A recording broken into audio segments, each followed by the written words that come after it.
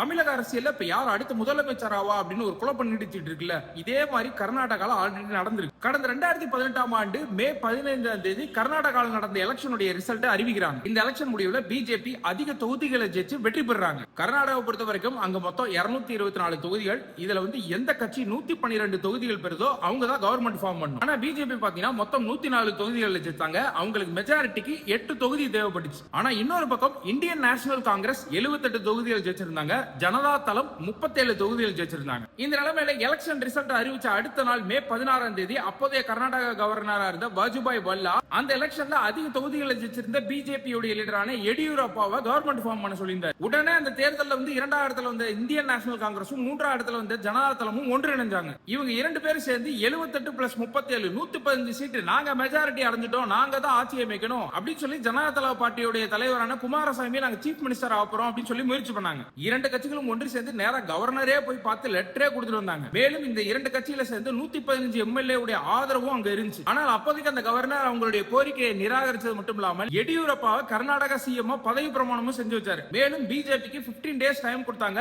அந்த டைம்க்குள்ள அவங்க மெஜாரிட்டியை காட்டணும் ஃப்ளோர் டெஸ்ட்லன்னு சொல்லியிருந்தாங்க. சோ இந்த டைம்ல தான் ஆபரேஷன் லோட்டஸ் அப்படின்னு ஒரு விஷயம் ஃபேமஸ் ஆச்சு. அதாவது பிஜேபி மேலும் 8 சீட்டு மெஜாரிட்டி கிடைக்கிறதுக்கு மத்த ஆட்கள்ட்ட இருந்து எம்எல்ஏ தூக்க போறாங்க அப்படின்னு. இதை தெரிஞ்ச உடனே காங்கிரஸும் ஜனதா தளமும் சுப்ரீம் கோர்ட்டுக்கு போயிட்டாங்க. அதாவது நீங்க பிஜேபி மெஜாரிட்டி அடையிறதுக்கு 15 டேஸ் கொடுத்தீங்கன்னா அந்த டைம்க்குள்ள ஹார்ஸ் ட்ரேடிங் நடக்கும், குதிரை பேரம். அதாவது எம்எல்ஏ கட்சி தாவிடுவாங்க, அதனால சீக்கிரமா அந்த ஃப்ளோர் டெஸ்ட் நடத்திரணும் அப்படின்னு கேட்டுக்கிட்டாங்க. சுப்ரீம் கோர்ட்டும் பிஜேபி மெஜாரிட்டி நிரூபிக்கிறதுக்கு 2 நாள் தான் கொடுத்தாங்க. ஆனால் அந்த 2 நாள்ல கண்டிப்பா நம்மளால மெஜாரிட்டி வாங்க முடியாது தெரிஞ்சுக்கிட்ட பிஜேபி எடியூரப்பா அசம்பிளில ஒரு ஸ்பீச் கொடுத்துட்டு 2 நாள்ல சிஎம் பதவியை ராஜினாமா பண்ணாப்ல. உடனடியாக காங்கிரசும் ஜனதா தளமும் அப்போ கவர்மெண்ட் ஃபார்ம் பண்ணாங்க. ஆனா அதுக்கு அடுத்து நடந்ததா காமெடி. கரெக்டா 2019ல இந்த 2 கட்சிகளுடைய எம்எல்ஏ ரிசைன் பண்ண ஆரம்பிச்சாங்க. முடிவாக அந்த கவர்மெண்ட் கொலாப்ஸ் ஆச்சு. திரும்பியும் பிஜேபி எடியூரப்பா ஒரு ஃப்ளோர் டெஸ்ட் வச்சு நிறைய சப்போர்ட்டை வாங்கி ஆட்சி அமைச்சிட்டாரு. இதனால நான் சொல்ல வருது என்ன அப்படின்னு பாத்தீங்கன்னா, டிவிகேக்கும் இதே மாதிரி ஒரு சான்ஸ் கொடுக்கணும். மெஜாரிட்டி இருந்தா அவங்க ஆட்சி அமைக்க போறாங்க, இல்லனா போக போறாங்க. ஆனா சட்டசபையில இந்த ஃப்ளோர் டெஸ்ட் நடக்கும்போது அது முழுவதுமாக லைவ் டெலிகாஸ்ட் பண்ணி எல்லா மக்களும் பாக்குற மாதிரி பண்ணணும்.